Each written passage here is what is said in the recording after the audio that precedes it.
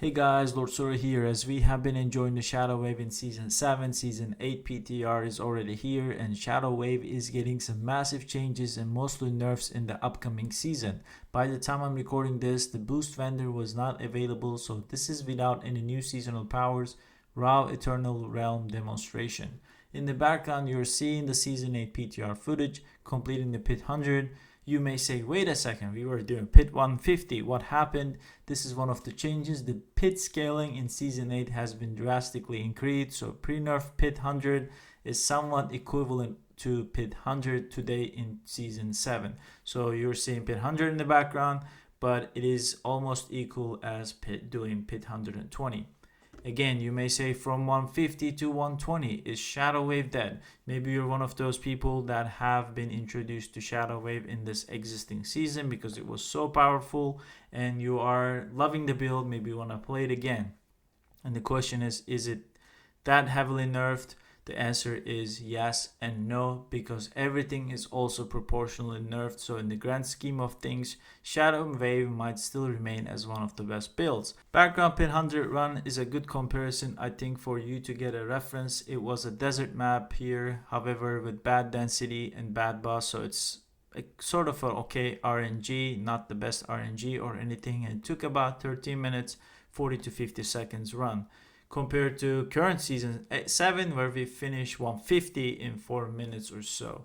So how much damage did we actually lose? I did the math for you and summarized all the major changes coming to Shadow Wave here on the screen, so you can see comparison between season 7 and season 8, and roughly we are going to be doing about 27 times the less damage without thinking about any seasonal powers. In season 7, we were on average doing about 150 trillions damage per wave hit on average, and this calculation was pretty spot on, and this was incorporated with the seasonal powers of season 7. In season 8 though, I expect us to do about 1.2 trillions of damage again, without any seasonal powers. Obviously, once we know how much damage we get from seasonal powers, doesn't seem like we are going to get like that many multipliers, but we're going to get more like a DPS increase with additional damage sources and stuff. So, but in comparison to 7 with seasonal powers and season 8 without, you can see the gap is actually huge. And without seasonal powers of season 7, the damage will be about 50 to 60 trillion. So we lost quite a bit of damage. And just to cut it short, as a summarize, in season 8, I expect Shadow Wave, when you're fully min-maxed, to hit from 1 trillion, 1.2 trillion on average, all the way up to 2 trillion. So what has changed? The first of all, they capped the rank 5 scaling of Blood Wave. This was one of the big major multipliers that we were getting, and this went from 8 multiplier to 3 multiplier. The maximum is now capped at 200%. We were able to get this bonus up to 700%. They also removed the Kessime's Legacy 300% multiplier. Totally, it's out.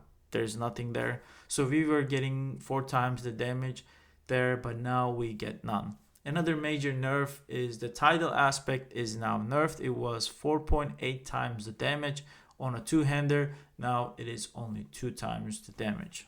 So as a result, we are severely nerfed. However, again, we were too strong already to begin with, and with these nerfs, Shadow Wave will still be one of the best builds. Obviously, we have to see the other builds as well, and I think in terms of Necro builds, Blood Spear will be stronger than Shadow Wave. But when you combine all these nerfs, you are going to see down below is on the screen 27 times the less damage is expected in terms of raw Blood Wave DPS. But overall, even though this seems like a huge nerf, in the grand scheme of things, everything nerfed down proportionally. So if you actually have enjoyed Shadow Wave in Season 7 and love the gameplay and the playstyle, it will still be one of the best build options. I'm not sure if it's going to be S tier. It will for sure be an A tier build, and hopefully it will still be an S tier build. But one thing that it's going to be S tier for sure is bossing. Bossing is a big part of Season 8, and Shadow Wave will remain as probably the best bossing build because it just one-shots everything. I was curious about this, and I quickly tested in PTR, attempted pretty much all the bosses, and I will put that video at the end of this video after the pit clear, so you can click the timestamp and check out the boss fights from PTR with the updated mechanics and all that. Shadow Wave just one-shots them all, as long as obviously there is like a one-shot mechanic. They don't die, they go to the immune phase. You can't one-shot them at sometimes, but once the immune phase is over, it's just a one-shot. But yeah, so if you're loving the build, it's still gonna be great. And if you're one of those that wants to stick around and continue playing Shadow Wave in Season 8, we are going to build this time a little differently due to these changes. One of the big changes is the rank 5 scaling. So I broke down the math for you, and you can see in the screen there are individual buckets compared to Season 7. And by just getting enough value from Sacrificial and Abyssal and additional Paragon nodes, we are actually easily capped at 200% rank 5 bonus. The reminder, the rank 5 bonus cannot go beyond 200%. So we are trying to min-max our build to be sitting at 200% multiplier bonus. Anything that we go over is going to be waste. So that's why we are going to be min-maxing the build a little bit differently. In terms of Paragon, it will mostly stay the same. However, we will replace Imbiber Glyph with Eliminator most likely. And another change is that we will no longer temper damage while fortified on the gear. This is why you are seeing 0 on this Excel screenshot, those slots. We are not going to be tempering any damage while fortified. If you're following the spreadsheet here and the build planner when it's out, you are going to be getting this exact rank 5 bonus, and that will turn into 200% multiplier, just sitting right about at the cap. It's actually a little over, it's 211%, but maybe I'll find some more wiggling room to min-max even further. Additionally, we are not going to be running Coalesced Blood, or it's not going to be as important as it was in Season 7. Rest assured, I also did the math for you on this one, and in fact, actually, intelligence percentage is now more valuable than Coalesced Blood, especially that we will be losing the Season 7 Soul Harvest power, the one that gave us a huge amount of intelligence. That is gone in Season 8 because it was a seasonal power. So there was some diminishing returns with the intelligence percentage because it was added to each other. Maybe a little bit more detail than you may need here in this video. With all those details, everything is calculated. Intelligence percentage is now better than Coalesced Blood. So if you will have to make your choice between int percentage and Coalesced Blood, intelligence percentage is better. And you're in the screen, you're seeing the breakdown. The difference is about 3 to 4%, depending on if you're comparing the GA versus non-GA version. In terms of best amulet and what to masterwork, that also changes a bit. And here in the screen, you're seeing the breakdown. The best 2 GA amulet, if you are one of those lucky ones or you were able to trade for one and you got a 2 GA amulet, the 2 GA you want is GA Tides and GA Gloom with non-GA intelligence. Obviously, if you want 3 GA, by all means, make it the int percentage as GA as well, but I do not know where you can find that kind of amulet without robbing the whole sanctuary. On both 2 GA or 1 GA, the high priority is the Tides of Blood. You want that one to be the GA. And on 2 GA amulet, you do want to triple master work your Tides of Blood. And if you have a 1 GA amulet, so 1 GA Tides of Blood and a non-GA Coalesced Blood and non-GA intelligence percentage, you actually want to master work a little differently. You do not need to triple crit the Tides anymore. You want to double crit the Tides of Blood and 1 crit to Gloom. But obviously this is like a very, very min-maxing. You can kind of see the difference is super, super small, not even 1%. So I'm just showing you the calculation behind it and actually how much min-maxing goes behind the scene. And you can do what you will with that information. There are also some rune changes. The Cax rune has been changed and it does not snapshot anymore. However, Ahu rune, the generator rune, has also been changed. And with these 2 changes, the combination of Ahu Cax is actually now super, super strong, and we will have a more uptime of Cax run in Season 8 compared to Season 7. So this change actually made this rune combination very, very efficient, much better than how it was in Season 7. It's also quite easier to play. You don't have to watch out your buff bar anymore or pay attention to your CACs and not consume the bonus. It just works differently. You just blast away and lucky hit chance generates huge amount of offering, and then CACs pretty much stays up all the time. And I think the gameplay is a good demonstration of that. You can pay attention to the buff bar. One caveat is that during the boss fight, obviously, because if you read the Ahu rune, it only becomes active when the boss is not healthy, so 80% of life.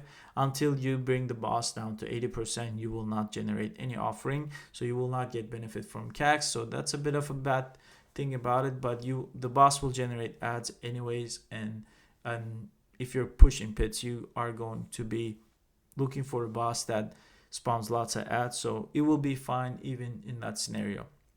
We also have obviously a season power that I will touch on the next segment that will create blisters that will also help in this scenario as well. Another rune change I plan to do is Sir Vex combination. Vex gives slightly more damage than Zal, the maximum life rune that we were running in the past season, and especially Vex combined with Seer, that we get 3+ skill ranks at all times. It overflows immediately, and this also is more damage than Zal, just a slightly bit more, but it's also a further wave cooldown reduction. So these are the rune combinations that we are going to be initially running, and obviously these are always subject to the changes we play more, but I feel confident that these will be a very good place to start. I am yet to test the seasonal powers yet. Like I said, during the time of this video, I did not get to play with the boost vendor yet. It was not out, so this is all hypothetical, but I feel confident in those choices. And once I actually get the boost vendor, which should happen while you're watching the video, so there might be an updated video already on this, I will be testing them more, but they are subjected to change obviously as I test. To give you an idea and give you a place to start, the first one is gonna be Urivor's Loved Bombs, which does provide 5 seconds of cooldown reduction and tons of additional damage as well to our ultimates. As you may know already, we are not running Fast Blood, so this will be highly valuable to shave off another 5 seconds. It's gonna be huge. The gameplay is gonna be so much better even without Fast Blood. Another one that is going to be really good is the one that creates blister clones. I put a screenshot of them here in the video. Just simply having more targets during the boss fight will help significantly, especially with lucky hit chance. As I was mentioning, the Cax rune and Ahu rune will get a lot more cooldown reduction from Decrypify procs, and even the damage portion might not be beneficial at some point. As we are pushing higher pit tiers, you may not be able to kill them in 15 seconds, but if you kill them in 15 seconds, this will be also crazy DPS boost, the damage boost, because you're going to be chunking the monster's life when this procs, that second portion of it procs. But even without that, the lucky hit benefits are going to be super good. We also have the execute one. In the past, you guys may have seen I have been running the Decrypify rune, and it's really good for pit pushing. It executes the mobs for you when they go below certain life, 10% life. This rune does that, but at 15%. So not the rune, sorry, this seasonal power does that. It's gonna be a great one. So these 3 ones I am pretty set on, and I can't wait to test these out and stay in touch to hear more. I will be posting updates on this. Overall, I hope this gives you a good idea on what to expect in the upcoming season. I tried to cover a lot, all the path changes, the calculation changes, the seasonal powers, even the gameplay, the rune changes. So obviously a lot of this still can change, as this is just the PTR and a simply testing environment. But for that same reason, I also do not have a build planner yet, since I think it is just simply pointless and misleading more than anything at this point, because info can change. But all the info that covered in the video, if you're planning on playing Shadow Wave Season 8, you should be very well equipped with all the necessary information that I have covered in this video. With that being said, as always, I will have a very detailed written guide on max roll before the season launch, so come back before then and you will have your build planner ready, all the details, all the paragon, everything you need to know just like previous seasons. If you want to stay in touch and show your support, like and subscribe, drop a comment below if you especially have any questions. This is kind of what I do here. Any info I share, I back it up with deep calculations and the math behind it. I actually demonstrate them in the video to show you the validity of my original work, while also giving you insights on how to apply these methods yourself. As always, Lord Sora here. Thank you for watching. I will see you guys in the next video. Cheers.